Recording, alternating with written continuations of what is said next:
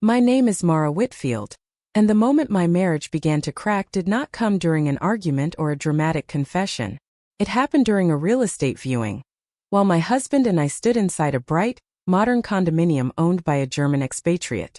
I acted as though I did not understand a single word of what they were saying. Then I heard one sentence that split my world in half. For 15 years I had been the quiet wife, the agreeable one, the woman who kept her head down, kept the household running, and tried not to disrupt the peace. Victor, my husband, preferred it that way. He had a strong career, a strong voice, and a firm belief that he naturally knew better than anyone else. I worked as an accountant at a small firm and had developed the habit of holding my thoughts back before they ever reached my lips. As the years passed, I barely recognized myself anymore. I moved through life softly, avoiding his irritation the way someone avoids sharp edges in the dark. I learned how to make myself smaller in every conversation, every decision, and every room I entered. But that morning, as we rode the elevator up to the 12th floor of the sleek building, something inside me shifted. It was subtle, like a quiet tapping in my chest, reminding me that the life I was living was not the only life possible. I did not realize it yet, but I was about to hear a truth that would force me to face everything I had ignored. The truth that would push me toward the woman I had almost forgotten I could be. For most people, home is where they finally exhale. For me, home became the place where I held my breath. Victor filled every corner of our life with his opinions, his routines, and his decisions. In the beginning, I thought it was confidence. Over time, I understood it was control disguised as certainty. He decided our vacations, our purchases, and how we spent our weekends. If I suggested something different, he dismissed it with a wave of his hand or a tired sigh, as though my ideas were small inconveniences rather than real thoughts. When I once mentioned taking a floral design class after work, he laughed so quickly and so loudly that I felt foolish for bringing it up at all. He called it a waste of money and said I would quit after a month. After that, I stopped talking about hobbies. Work offered little relief. My accounting job covered the basics, and Victor made sure I remembered that his income was the backbone of our household. Whenever we argued, he reminded me that he paid for the mortgage, the car payment, the upgrades, and the vacations. Those reminders always carried a sting, as if my contributions did not exist unless he pointed them out himself. Even our evenings followed the same pattern. He settled into the living room with the television turned up loud, while I moved quietly through the apartment, cooking, cleaning, and trying not to disturb him. The quieter I became, the easier everything felt for him, and the harder it became for me. Looking back, I see how subtle the change was.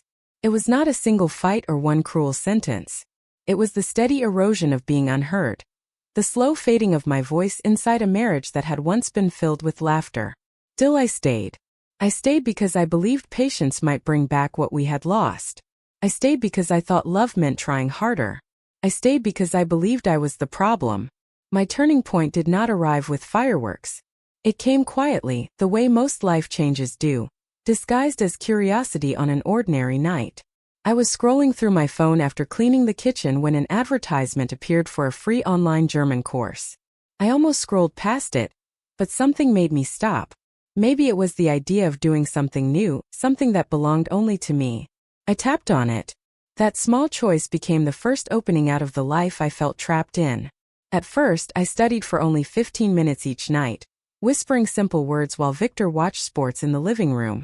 I kept the bedroom door almost closed, letting the television noise cover the quiet sounds of my lessons. It felt exciting in a way I had not experienced in years. My mind woke up. My thoughts stretched. I was learning something not for my job and not for Victor but for myself. 15 minutes became 30. Then it became an hour. Before long, I had a notebook filled with vocabulary and grammar notes, hidden carefully beneath a stack of blankets. My progress surprised me. I could understand short videos without subtitles. I was able to read basic articles. The app even complimented my pronunciation, and each time it did, I felt a spark inside me grow. Still, I never told Victor. Not because I planned to hide it forever, but because imagining his reaction made my chest tighten. I could already hear him calling it pointless, silly, and unnecessary. He would question why I was learning a language that had nothing to do with my job or our life together. Beneath his words, I knew I would hear the same message he always delivered, telling me that I was not capable, that I would never finish anything, and that I was wasting my time. So I kept it to myself. That small pocket of solitude became the only place where I did not feel judged. It belonged to me, untouched by his opinions, my quiet rebellion and my quiet freedom. I did not know then that this secret would one day become the very thing that saved me. The next morning, Victor walked into the bedroom holding his phone as if he had just discovered something valuable. He said he had found a condominium listed by a German man named Klaus Neumann, and claimed it was the best option we had seen in months. He never asked what I thought. He simply announced that we would view it the following day. I nodded the way he expected. When we arrived, the building felt polished and new. The lobby smelled of fresh coffee and clean air. Victor looked around with pride, as if he had built the place himself. I followed silently, clutching my purse and reminding myself of the plan. I would remain quiet and pretend not to understand any German. I wanted to hear how he spoke when he believed I could not understand the truth. Klaus opened the door with a warm smile. He was tall and calm, the kind of presence that made a room feel lighter. As I expected, Victor switched to German immediately. I stayed near the wall with a neutral expression, listening as Klaus welcomed us and apologized for what he described as a small mess. Although the apartment was spotless, I listened more carefully with every sentence. Victor offered brief explanations in English, but his version stripped away meaning. When Klaus spoke highly of the building management, Victor described it as merely average. When Klaus explained that many of the neighbors were professors and doctors, Victor brushed it off and said they were just ordinary people. He even added remarks that Klaus never actually said. At first it was subtle, almost easy to miss, but it quickly became obvious. Victor was shaping the story, controlling the narrative, turning the apartment into something that fit his own agenda. Still, the condo itself was undeniably beautiful. Large windows filled the rooms with light, the wooden floors were smooth, and the kitchen felt like something out of a dream. I quietly said that I liked it, but Victor dismissed my words with a brief nod before turning his attention back to Klaus. As they moved from room to room discussing details, I remained silent, looking around at the life I once thought we might build there. Yet beneath the admiration, something heavier was forming inside me. The more I listened, the clearer it became that this visit was not really about buying property. It was the beginning of a truth I could no longer ignore. Eventually, we returned to the living room, where Klaus offered us coffee. Victor accepted immediately, without waiting for my response, as if my preference was too small to matter in a conversation meant for more important people. I sat on the edge of the sofa, my hands tightly folded in my lap, my heart pounding so loudly I could feel it in my throat. Klaus spoke warmly about his years living there, about returning to his family in Germany, and about wanting the condo to go to someone who would truly take care of it. Victor did not translate any of that. He gave me only the briefest summaries, cutting away anything that might make Klaus seem genuine or sincere. Then the discussion shifted to paperwork, and I noticed Victor's tone sharpen and grow more focused. Klaus explained a common arrangement, mentioning that sometimes a property was registered under one spouse, first to simplify administrative steps. There was nothing unusual or suspicious about it. Then Klaus asked Victor directly whether he wanted to consider that option. What followed was the moment everything inside me broke open. Victor leaned back slightly, lowered his voice, and said in German that I did not need to know, that I did not understand anything anyway, and that since he was the one paying, it was none of my concern. I froze. My hands went cold. The cup in my grip began to tremble. Each word cut into me. None of my concern. Not my home. Not my future. Not my life. I stared at the floor while Victor continued speaking with calm confidence, completely unaware that the woman sitting just inches away could feel her marriage unraveling piece by piece. Something shifted inside me at that moment. It was not anger at first. It was grief. The kind that comes when you realize the person you trusted never truly saw you as an equal. For years I had made myself smaller, convincing myself that my voice only needed more patience, more kindness, or more effort. But now the truth was clear. My voice had never mattered to him at all. Once you hear something like that, you cannot pretend you did not. The drive home felt strangely quiet. Victor hummed along to a pop song on the radio, tapping his fingers on the steering wheel, as though the day had unfolded exactly as he expected. I stared out the window, replaying his words again and again until they tightened into a knot in my chest that made breathing difficult. When we entered the apartment, he went straight to the sofa. The television clicked on, filling the room with noise. I stood in the hallway for a moment, gripping my purse strap. Normally, I would have waited. I would have searched for courage slowly, over hours or days. But something inside me would no longer allow silence. I walked into the living room. Victor did not look away from the screen. I told him that we needed to talk. He let out an exaggerated sigh, as though my voice was an interruption rather than a request, and asked if it could wait because he had just sat down. I told him it could not this time. He finally looked at me, his brows pulling together. He was not used to hearing firmness from me, and it caught him off guard. I asked whose name he planned to put on the deed. He blinked, clearly confused, then replied quickly that of course it would be both of ours. He said it so casually that for a brief moment, I wondered if he believed his own words. I told him exactly what I had heard, repeating his sentence back to him in German. The color drained from his face. He stood up slowly, as if unsure how to hold himself, and muttered that I understood German, asking since when. The timing no longer mattered. The betrayal did.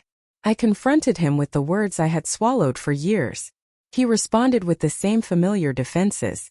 He said he provided for us, that he handled things better, that he understood how the world worked, and that I was overreacting. He paced the room, raising his voice, shifting the blame onto me, doing anything to avoid facing what he had done. For the first time in our marriage, his words did not sink into me. They stopped at a wall because I finally had one. When I said I no longer trusted him, something in his expression cracked. He looked at me as though my refusal to comply was the real betrayal, but it was already too late. He had betrayed us long before that moment. After the argument, the apartment fell into a painful stillness. Victor stood near the window with his hands on his hips, breathing hard, acting as though he were the injured party. I sat on the edge of a dining chair, feeling the final strands of our marriage slip quietly away. Eventually, he turned to me and asked what I wanted now, accusing me of trying to punish him over something I misunderstood. I shook my head and told him I understood perfectly. He had planned to control everything and leave me with nothing. He scoffed and resumed pacing, saying I always assumed the worst and that he had only been simplifying the process, claiming it could have been fixed later. But he had no answer for why he told a stranger it was none of my business. No explanation for why he spoke about me as if I were a child instead of his partner. I told him calmly that I could not keep living this way. His face tightened, and he asked if I was threatening him with divorce. For the first time, I answered without fear. I told him I could not stay in a marriage where my voice meant nothing. The words landed heavily between us. Victor looked shocked, almost offended, as if I had stepped out of the role he had assigned me. He grabbed his keys, muttering that he needed space to think, and said he would stay at his friend Andre's place for a few days. He spoke with the confidence of a man who expected me to come back to my senses while he was gone. He left without closing the door gently, letting it slam behind him. When the sound faded, the silence that followed felt different. It was no longer heavy. It felt honest. I went to the bedroom, sat down on the floor, and finally allowed myself to cry. Not because I wanted him back, and not because I regretted speaking up. I cried for the years I lost, for the parts of myself I abandoned, and for the woman I nearly forgot. And beneath the grief, something else was quietly beginning to grow. Relief settled in, followed closely by the first stirrings of courage. The next morning I woke with swollen eyes and a restless mind that refused to slow down. Victor had not come home, and for the first time I did not question where he was or what he might be doing. Instead, I sat at the kitchen table with a cup of coffee, my phone resting in my hand, and a heavy decision pressing against my chest. I knew I needed to call Klaus. My fingers shook slightly as I dialed his number. Part of me worried he would think I was being foolish or overly dramatic. When he answered, his voice was calm and warm, the same steady tone he had used the day before. I introduced myself and explained that we had viewed his condominium recently. There was a brief pause on the line. Then he replied gently that I spoke German. I admitted quietly that I did, and that I had heard everything, every single word. He released a slow breath and said he had suspected as much. He explained that I had been very quiet, almost too quiet, and that he believed I understood far more than my husband realized. I apologized for the uncomfortable situation and told him we would not be purchasing the condo, adding that I was sorry for taking up his time. Before I could finish, he stopped me. He told me not to apologize and said that what happened reminded him of his own daughter. She had once been married to a man who tried to control every aspect of her life. She eventually left and built something better for herself. He said that when he saw me sitting there in silence, he recognized the same pain. Something inside me softened. For the first time since the argument with Victor, I felt truly seen. Klaus went on to say that he wanted to help me. If I was still interested in the condo, he could lower the price slightly and was willing to wait while I worked through my situation. He explained that he was not in a hurry to sell. It took a moment for me to respond. I asked him why he would do something like that for me. He answered that everyone deserves a fair chance to start over, and that no woman should ever be made to feel small in her own home. His words reached deep inside me and stirred something fragile but real. Hope. A small, trembling hope that my life did not have to remain the way it had been. I told him I needed time, and he told me to take as much as I needed. It was the first time in a long while that someone trusted my ability to stand on my own.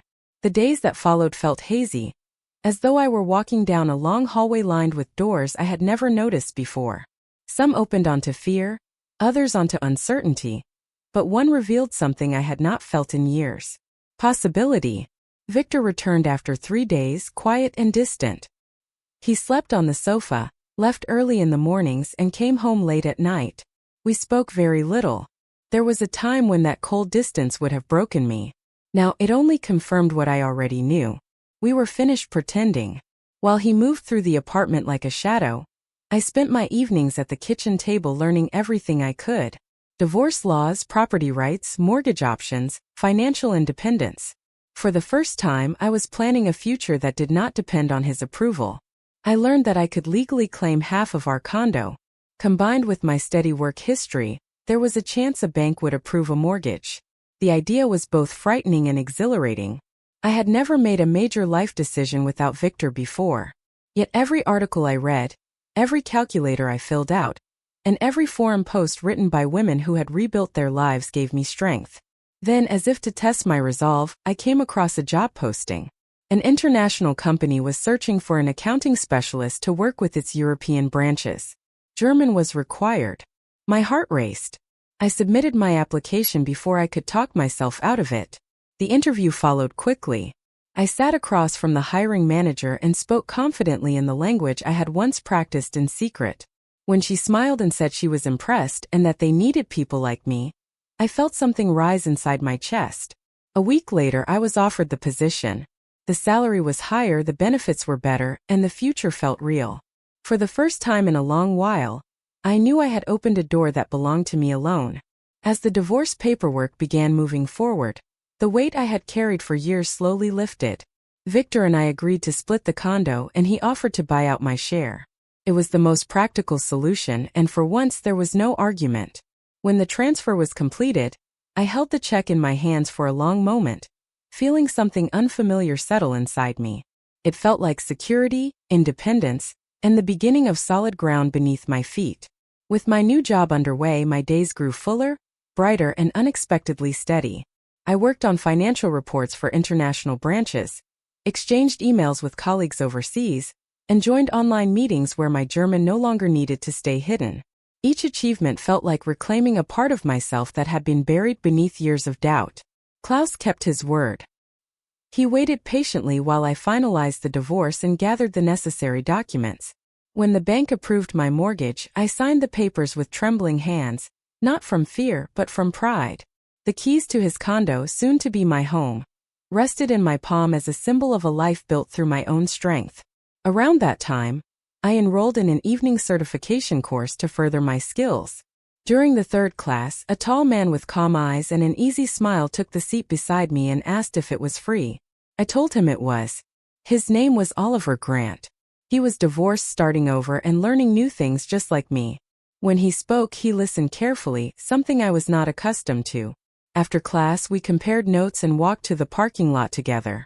It slowly became routine. Soon we met early to study and stayed late discussing work, life, and second chances. Oliver never pushed and never rushed. His presence was gentle, patient, and respectful. Being near him felt like finally breathing deeply after years of holding my breath. I was not searching for someone new, but life has a way of offering reminders when you need them most, reminders that kindness still exists, that respect is real, and that love does not have to cause pain. A full year passed before I truly realized how far I had come from the woman I once was. One evening I stood near the floor-to-ceiling windows of my condo, watching city lights shimmer across the river. The space around me was calm, warm, and undeniably my own. Every piece of furniture, every frame on the wall, and every small detail had been chosen by me. A few minutes later, Oliver knocked at the door, and when I opened it, he greeted me with the same gentle smile that had quietly become part of my life. We sat together on the balcony with 2 glasses of wine, the sunset washing the sky in soft shades of gold. He reached for my hand, not to control or claim but simply to connect. The gesture was calm, steady, and sincere. He told me that he was glad our paths had crossed. I told him I felt the same, and this time my voice stayed firm and steady. After he left that evening, I walked slowly through my home, allowing the quiet to settle around me. For so long I had lived in a smaller version of myself. I had allowed myself to be spoken over, dismissed, and managed. I convinced myself that staying silent was safer than speaking up. But the truth became clear. Silence does not protect you. It only teaches others that your voice does not matter. The moment I chose myself, everything began to change. I found work that respected my mind, a home that reflected my choices, people who treated me with respect, and a future shaped by my own decisions rather than someone else's control. Most importantly, I found the version of myself I once believed was gone forever. If you are hearing this and any part of my story feels familiar, I want you to remember this. You are not trapped. You are not powerless. And you are never too late to begin again. Sometimes the life meant for you is waiting just beyond the door you are afraid to open. Thank you for taking this time with me. If my story resonated with you in any way, I invite you to show it by liking this video, sharing it, and leaving a comment about where you are watching from. I would truly like to hear your story as well. New beginnings happen every single day. All you have to do is choose yours.